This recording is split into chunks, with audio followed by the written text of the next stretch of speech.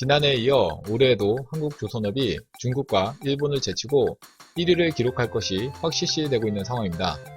이에 그치지 않고 그 차이를 더 벌릴 계획도 갖고 있다고 하는데요. 어떤 내용인지 자세한 내용 살펴보도록 하겠습니다. 구독하기, 좋아요 많이 눌러주시기 바라고요. 자, 그럼 본격적인 방송 시작하도록 하겠습니다. 지난달 10월에 전세계 조선업 발주 물량을 집계한 결과 한국이 86%의 점유율을 차지하며 수주액과 수주 물량에서 모두 중국을 제치고 1위를 기록했습니다. 영국의 조선 해운 분석기관 클락슨 리서치의 분석을 보면 10월 한 달간 한국 조선업 수주 물량 잠정치는 전세계 선박 발주량 150만 CGT 중에서 129만 CGT로 지난해 같은 달 대비 무려 324%나 급증했고, 수주액도 지난해 같은 달 대비 237% 급상승하여 26억 달러를 기록했습니다. 여기서 CGT란 선박의 단순한 무게, 선박의 부가가치와 작업 난이도 등을 고려한 개수를 곱해 산출한 수치를 의미합니다. 이는 지난달에 한국 조선업계가 전세계 발주 물량의 86%를 수주하면서 중국을 제치고 다시 1위로 올라선 것인데, 지난달 실적이 압도적 수치를 기록하면서 올해 누적 수주량에서도 중국을 앞서게 된 것입니다. 중국은 1월부터 9월까지 수주량은 1위였지만 한국이 10월에 엄청난 실적을 기록하면서 전체 누적 순위에서도 중국을 누르고 1위에 올라선 것입니다.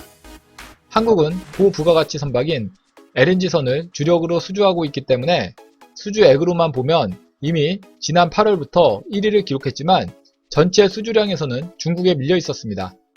하지만 지난 10월 연간 최고의 실적을 기록하면서 중국을 누르고 수주액과 수주량 모두 1위에 올라서게 된 것입니다.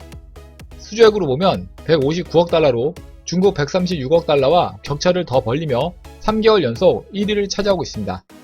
한편 3위는 일본으로 293만 CGT를 기록했고 4위 이탈리아는 114만 CGT로 집계되고 있습니다.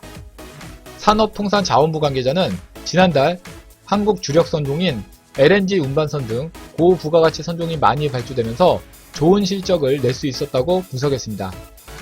특히 LNG 운반선 4척, 초대형 원유 운반선 VLCC 1척, 초대형 컨테이너선 11척 등 고부가가치 선종을 전량 수주했고, 액화 석유가스 LPG 운반선도 1척 수주했습니다.